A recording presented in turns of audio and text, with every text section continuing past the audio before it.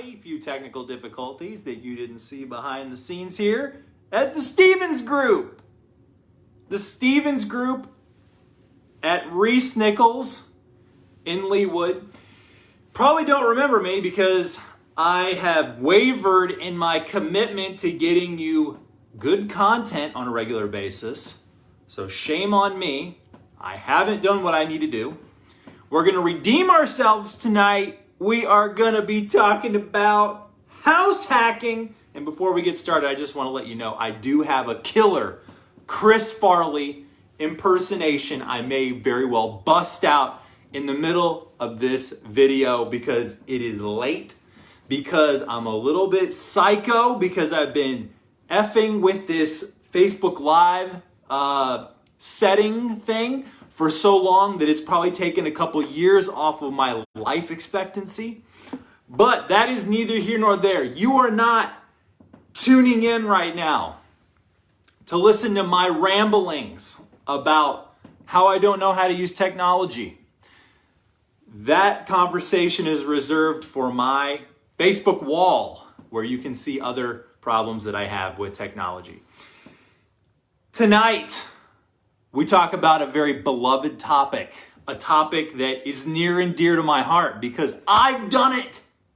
This isn't some crazy harebrained idea, something I read in some book somewhere. I live it. I live this every day. House hacking, they call it. In some quarters, they call it house hacking. In this home, it's house hacking. What is house hacking? What does that mean? And how did I do it? And why should you care? These are the topics that we're going to talk about tonight.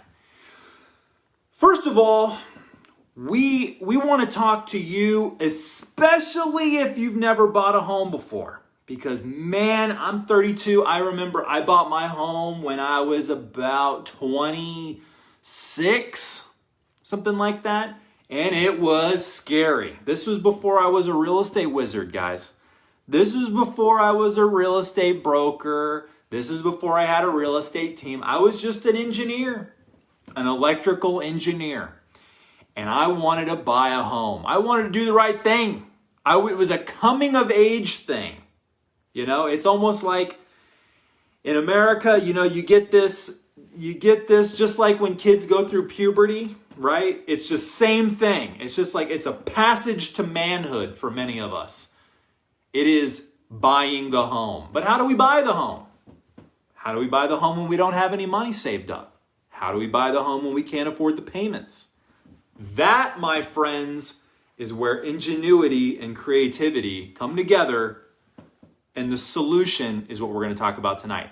What is house hacking?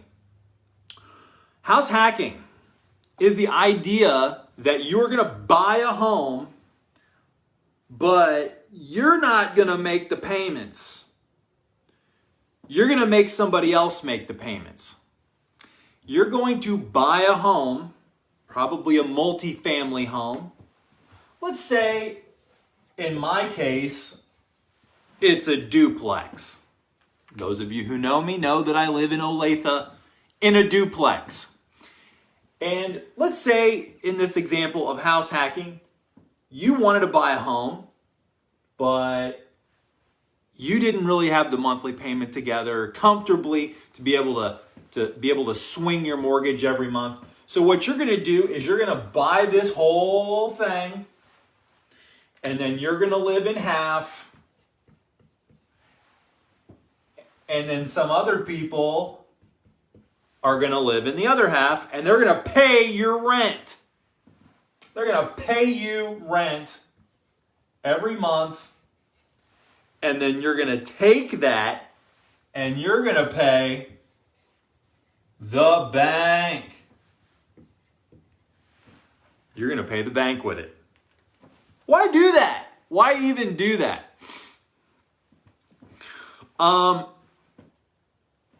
If you want to be a homeowner, okay, sometimes you have to get creative, right? Sometimes you have to figure it out for yourself. Not everybody can swing buying a $300,000 home as their very first home. But one of the most beautiful American things American, it's uniquely American things, is that you can start small, and then as long as you get your foot in the door of real estate, right?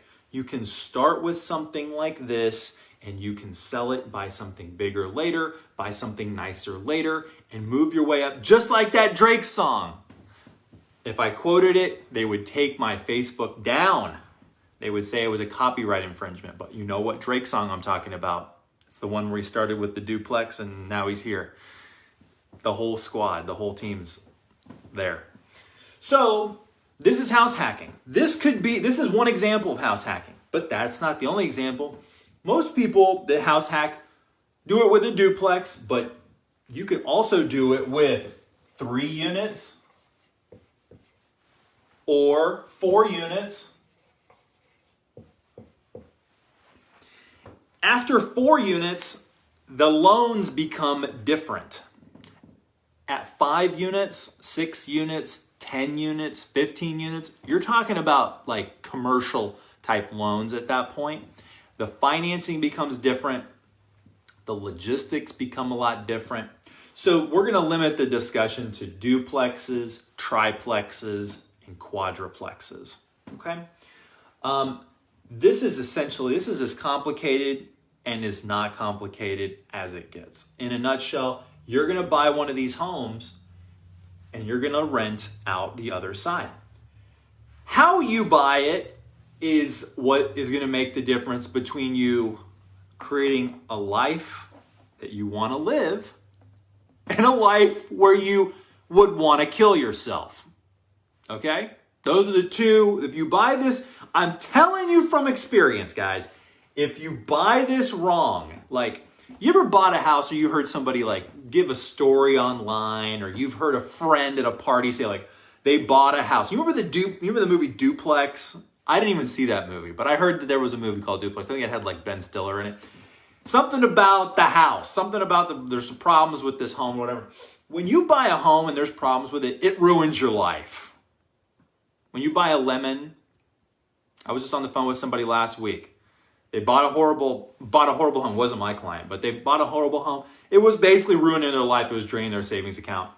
When you buy a 2-unit home and there's problems, it's like ruining your life times 2.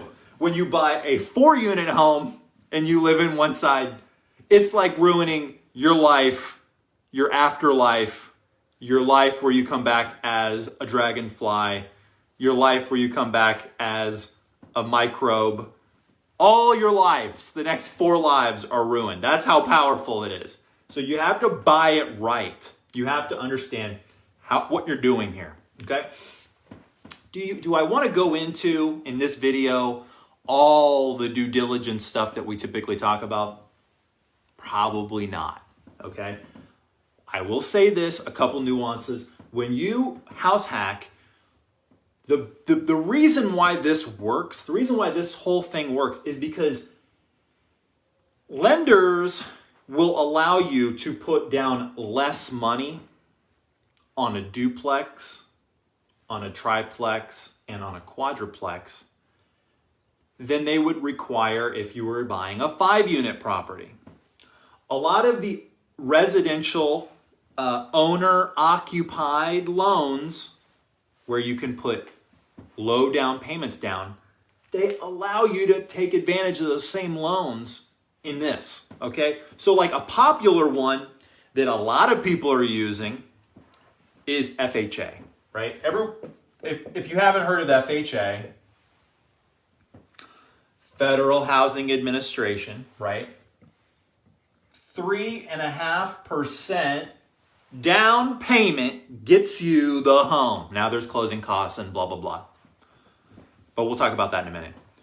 3.5% down payment gets you the home.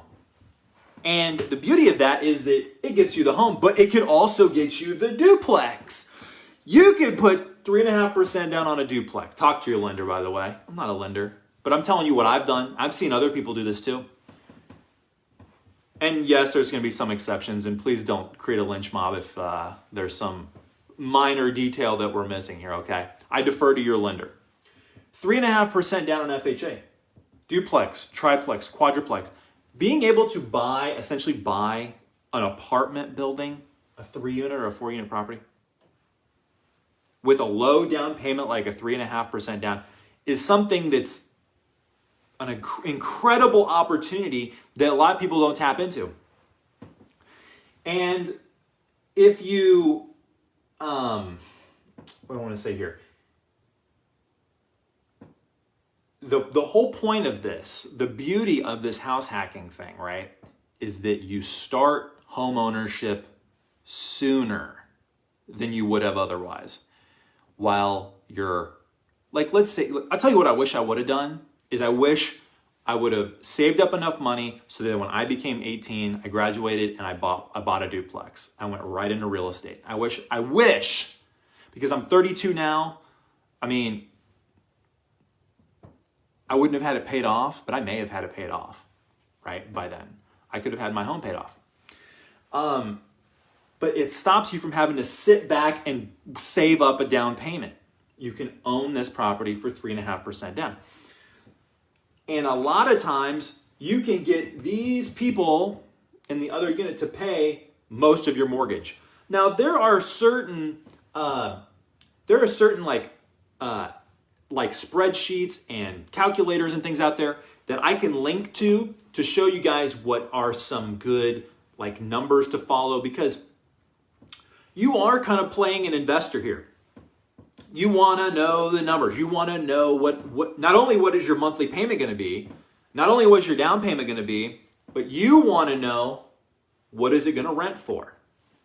And you want to start learning about, being a landlord a little bit, because that's going to be what you are in these circumstances. Is that ideal? No, maybe not.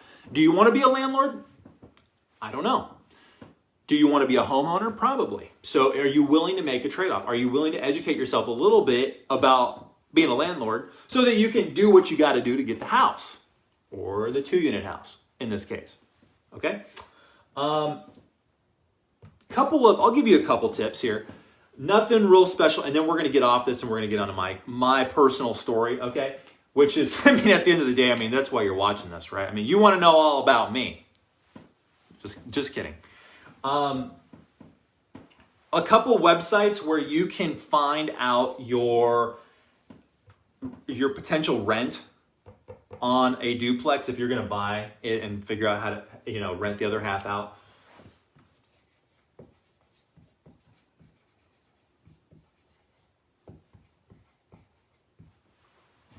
Rentometer.com.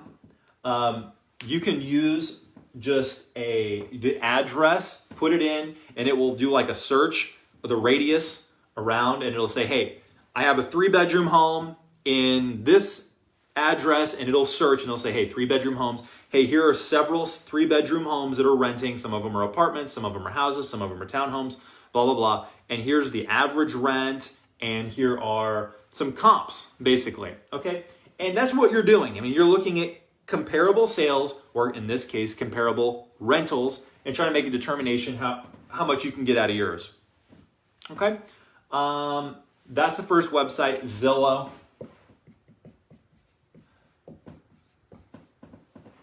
Go to the Zillow rental section. Start looking for homes with the same number of bedrooms. That's pretty simple. Make sure you're, comparing your condition of yours to the condition of the other ones. Things like garage space, whether there's a basement or not, whether there's a yard or not, are going to make a big difference in how much rent you're going to be able to get. You understand all that. Okay. If you have questions about the house hacking thing, let me know. I've helped people house hack. I've represented people. Would you believe that my very first sale as a real estate agent was I helped a client house hack. I helped somebody from work that I had, from my previous job. Can you believe that? Can you believe that I shot this video and I don't have an eraser? And I have to go so slow with this eraser that it just kills my momentum, right? It just kills it. So, let's talk about how to erase this thing faster. All right, that's good enough. Let's talk about my example. So let's use real numbers. I was thinking about maybe not using real numbers and disguising what it is that I bought, how much I bought it for, et cetera, et cetera. So it was about 7 years ago. And I decided, working at my engineering job, that I wanted to buy a home. And I didn't really have the money. So I had to use this old noggin of mine, and I had to figure it out for myself. So what I realized is that I had the ability to take an FHA loan. FHA loan was available to me because I had not bought a home before. I had not bought an FHA loan. I had not bought a home with an FHA loan. So I was going to go FHA. And that was at 3.5% down. Okay? I went to my lender. I went to my bank. Basically, they gave me a pre-approval letter. They said, you can get pre-approved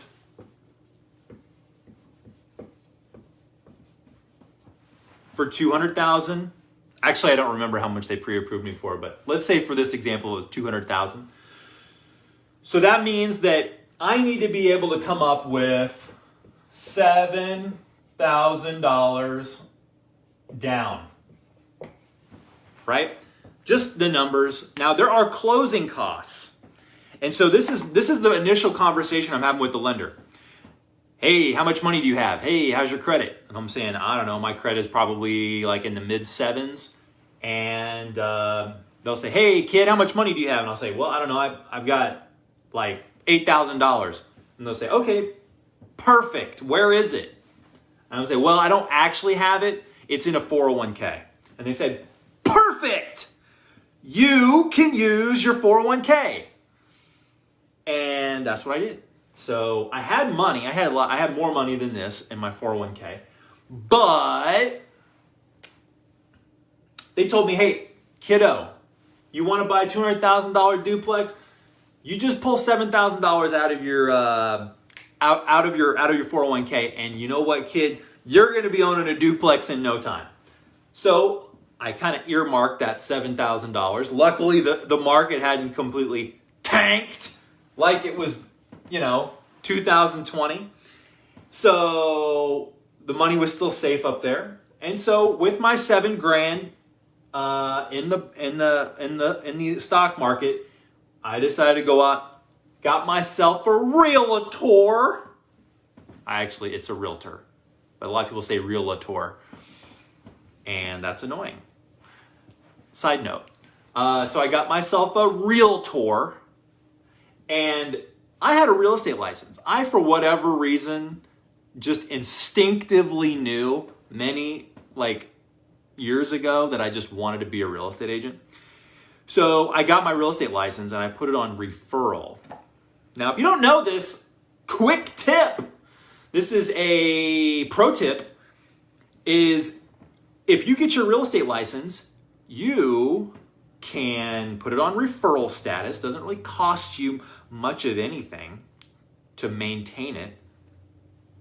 And if you ever buy a house, you can have a real estate agent who actually knows what the hell they're doing. Because Lord knows you don't, because you've never done a transaction before. You're just somebody who has a real estate license. You can hire a real estate agent to work for you and then just charge them a referral fee. That's what I did. So I'm out here shopping for homes, and I already know that there's a commission coming to me. This is kind of cool. So as an aside, if I'm looking at $200,000 homes, the average commission, the typical commission is going to be 3%, right? So if you're going to have a commission of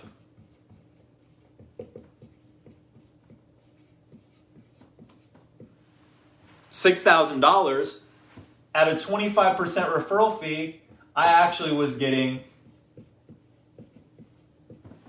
$1,500 at closing.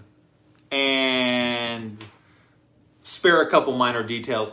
Basically, I'm getting $1,500 at closing. So, quick tip. You don't have your real estate license, doesn't matter.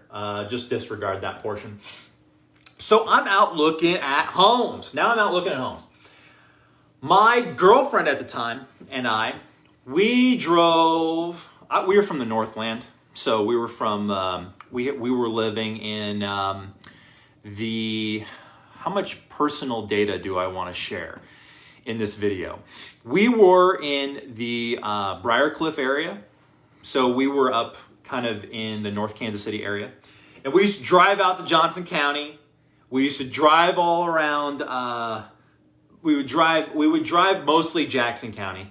We drove a little bit up in the Northland, but basically found out I wanted to be in Johnson County. And I remember loading into that same Equinox that I drive today and driving every weekend, driving after I got home from work and picking her up. And we would drive out there and we would just drive at properties. We drive by properties. And I probably spent about 3 months looking at homes. I looked at a lot of homes. I probably looked at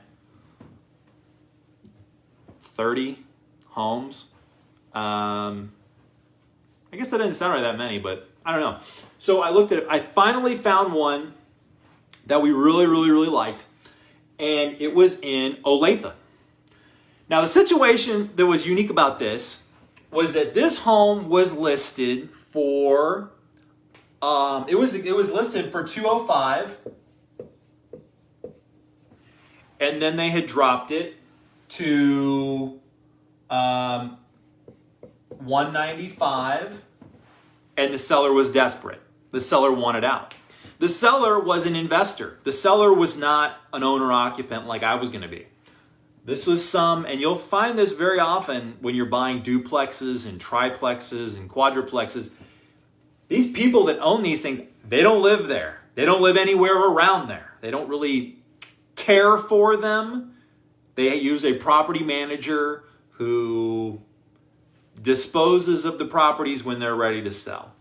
Okay? And that was what the case was here.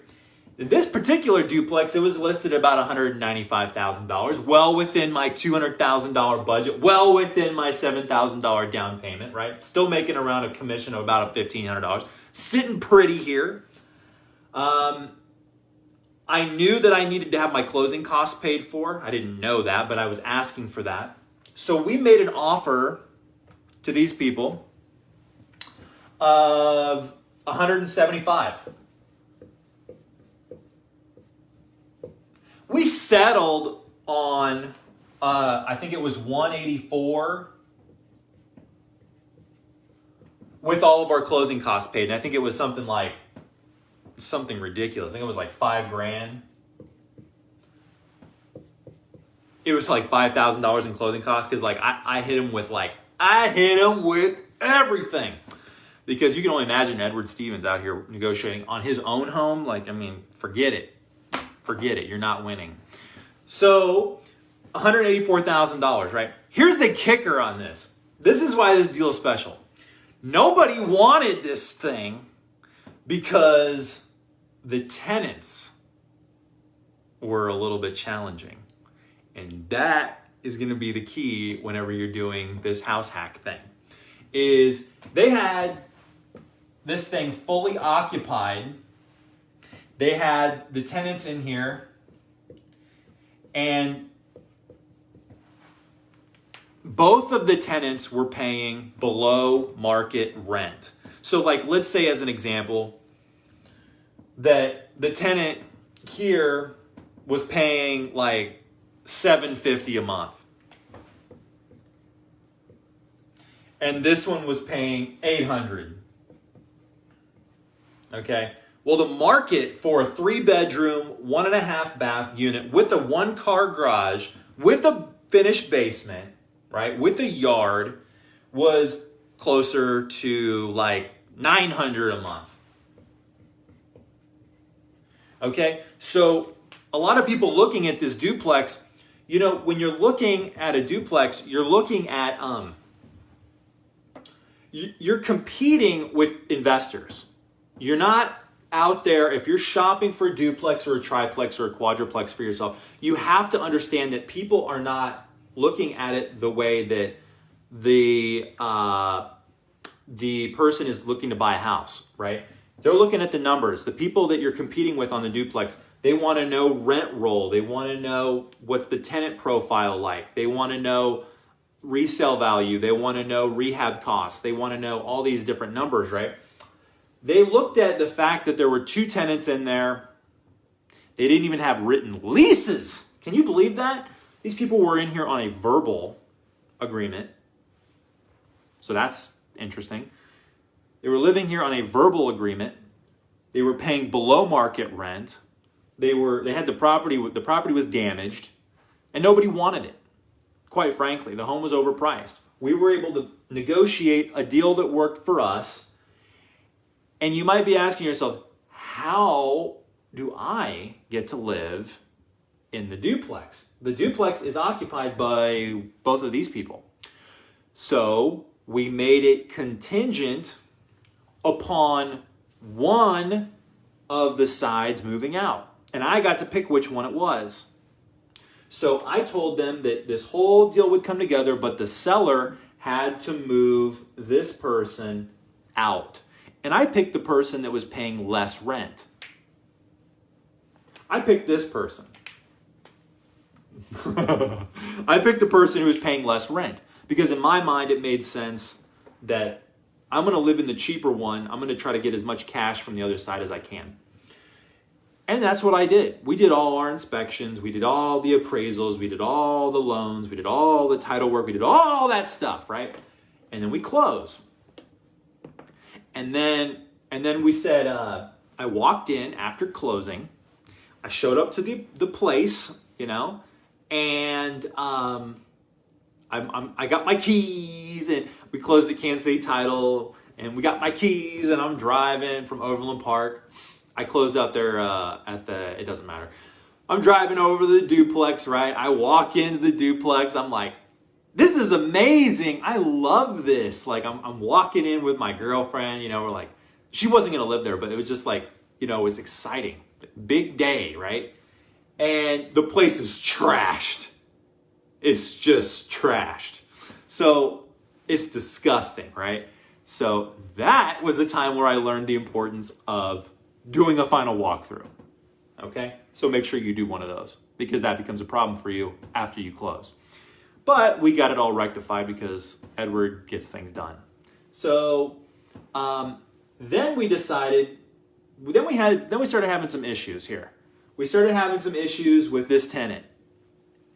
Now, initially the tenant was paying the rent, and that's great. There's one other thing I want to mention.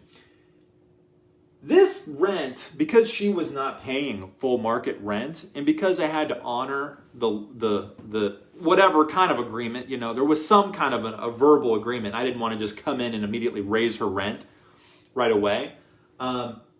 I was making below market rent on this, and it wasn't going to cover my whole mortgage. Like, I think my mortgage was $1,227 a month, right? So I was still having to come out of pocket for about $400, $400 and change. So how did I make that up? I got a roommate. The roommate paid me like $415 a month, okay? And he paid half the utilities. And by doing that, I basically just about broke even. And then I rented out my basement to someone who would pay me just for storage, just somebody who needed a storage facility, and I had an unfinished basement, so that person paid me like whatever they paid me, $40 a month or something crazy like that. And between the tenant, the roommate, and the storage, I was able to swing the monthly payment and not pay anything out of pocket every single month. And so what I did with my money while I wasn't paying my mortgage, because other people were paying it for me, was I was dealing with a hell of a lot of issues that were not disclosed to me about this property, because I didn't have the same solid connections to home inspectors. I didn't know all the things that I tell you guys about. I didn't do all that stuff. I didn't do all the due diligence. I came in here and just did like a real quick and dirty inspection, and it was a big mistake, and I should have done way more, and I should have used different people. The people that I use now are the people I wish I would have had back then. So a lot of my money in the early days went to fixing this. Then this person decided to stop paying rent. Now, in the meantime, I had already told her I'd already gotten a written lease in place, and et cetera. But then this person decided to stop paying rent. Now, what happens when your tenant is your next door neighbor and your tenant decides not to pay rent anymore? What happens? Well, if my battery on my phone dies, you'll never know. And this video may actually stop at any moment. I have no idea. But I'll tell you that when you have a shared driveway with your tenant, who happens to be your neighbor, and you have a shared wall, it becomes very uncomfortable for everyone because Edward is going to evict. Because Edward doesn't play like that. Just like homie don't play that, well, Edward don't play that. So we had to evict. And that was one of the most traumatic experiences of my entire life. Point blank. Probably top 3. It was like, when I was a child, I almost got my heart cut open. I still have a scar from some childhood accident. Parental divorce. Quitting my job. And tenant eviction. There's your top 4 most traumatic things in my life that you didn't ask for on this Facebook video. This sucked. Going to court. I had to learn how to go to court. That sucked. They tore everything up. I used